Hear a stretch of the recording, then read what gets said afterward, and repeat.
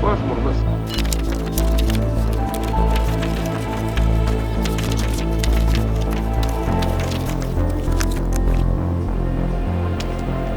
Он блуждает. Где-то подле и все же вне поля моего зрения. С момента последних событий прошло 10 лет, и я понятия не имею, кем он стал и на что он теперь способен. И видит Бог, сейчас это единственный козырь в моем рукаве.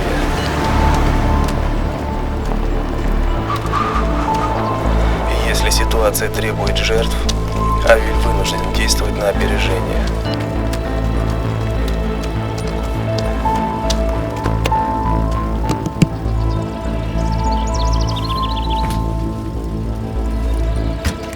Я должен воспользоваться форой и свести старого приятеля в могилу. Просыпайтесь. Этот день обмену и возврату подлежит. Разбудите его. Должно быть, вы все поняли неправильно. Это всего лишь наброски моей будущей... Оставьте. Люблю, когда есть какой-то подвох. Не то чтобы подвох. Просто если вы в ближайшее отделение полиции направляетесь, оставьте меня за пару остановок, не доезжая. Забавно, но у меня даже есть ориентировка на такой случай.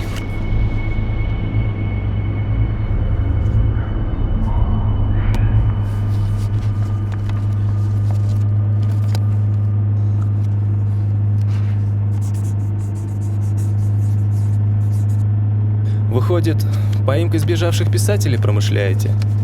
Поимкой кого я только не промышляю, а такой ценный экземпляр мне попадается впервые. Играли в подобное? Персонаж? Неизвестен общий принцип. Вы по роду профессии этим увлекаетесь?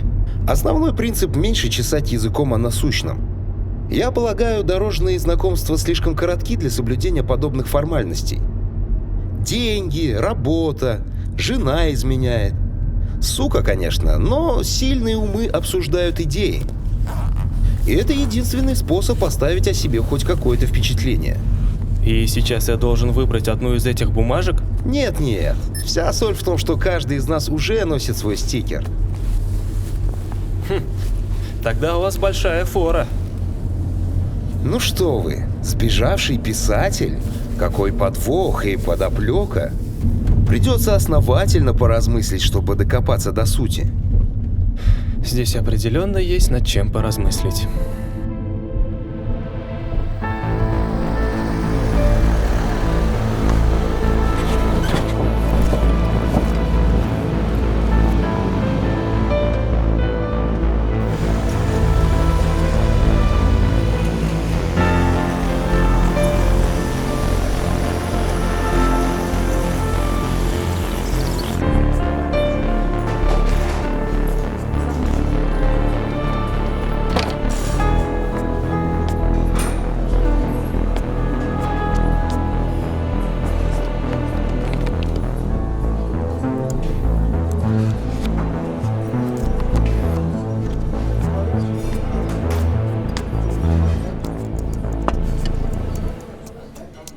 Так значит, вы замышляете убийство?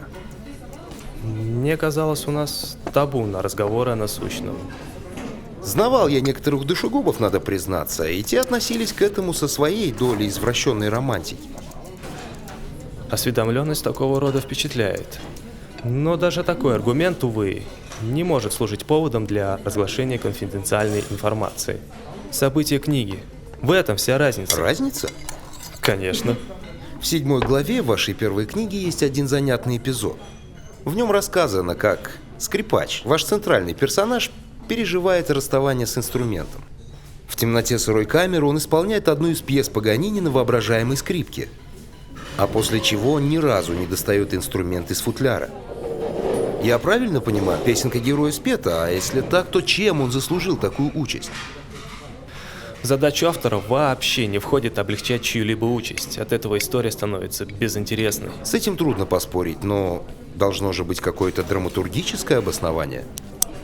Скрипач постоянно ввязывается в авантюры, чем навлекает на себя смертельную опасность. За что мы и любим героев приключенческих романов.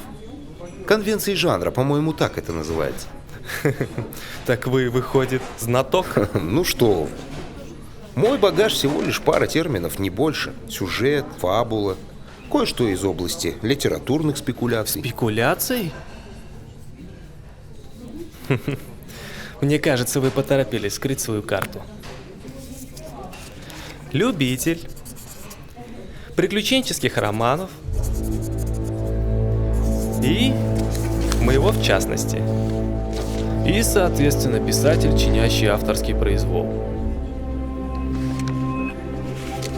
Что ж, отказать вам в проницательности так же глупо, как умалять эффект вашего литературного успеха для тихой размеренной жизни одного провинциального города. 50 тысяч населения, живая треть тиража, если я не ошибаюсь. Ваш персонаж. Он так хорошо знаком и горячо любим местной публикой, что, кажется, бродит среди них по местным улочкам. Достаточно некомфортно, я полагаю, чтобы сорваться с места и попытаться отстоять право авторской собственности вдали от глаз широкой общественности. Так существует ли разница между убийством персонажа и реального человека?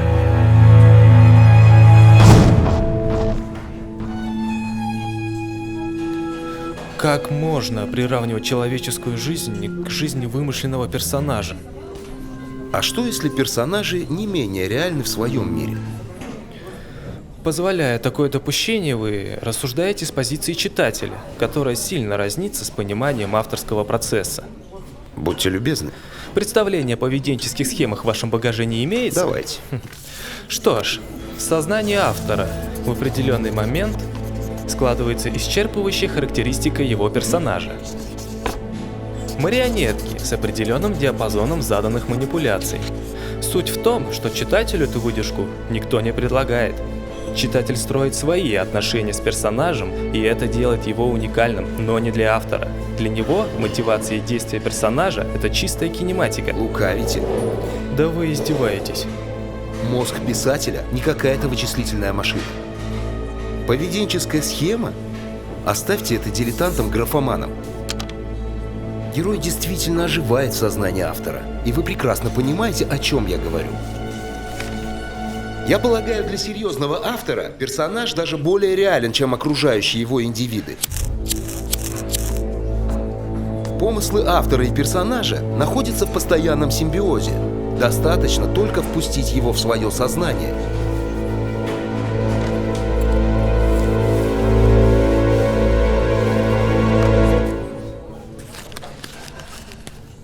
Мы вроде пересекались здесь на прошлой неделе.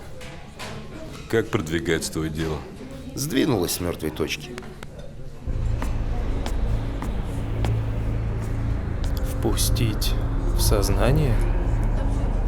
Ну, это из области клинической психиатрии, знаете. Ваши проблемы со сном.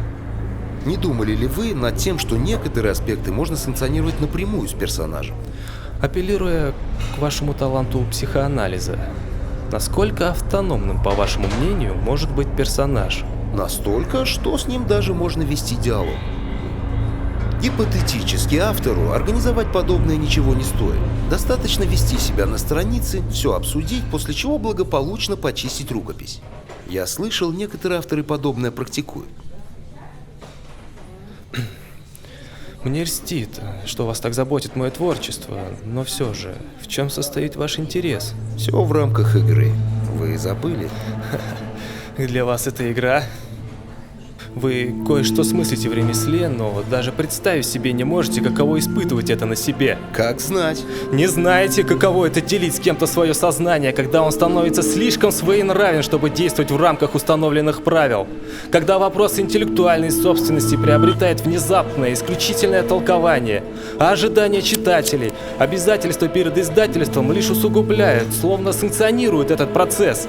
А разве это не входит в зону профессиональной ответственности автора? В зону авторской собственности, его исключительных полномочий и власти устанавливать правила.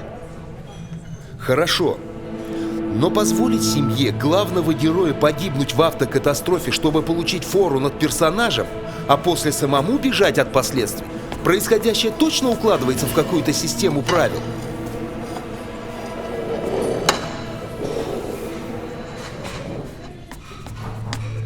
Это событие второй книги. вы бредили в машине. Ирония в том, что я вполне разделяю ваши взгляды. Возможность самому вершить свою судьбу – не данность, а великий дар, облагаемый бременем персональной ответственности.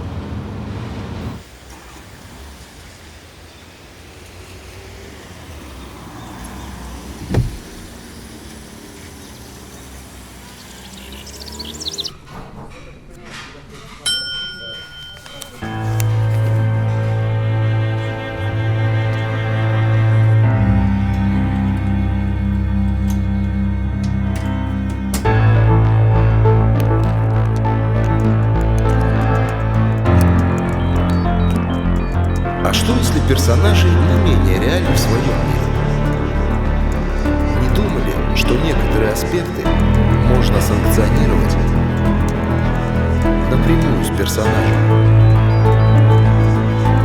В конце концов, писателю организовать такую встречу ничего не стоит. Достаточно только ввести себя на странице, все обсудить, после чего благополучно почистить рукопись.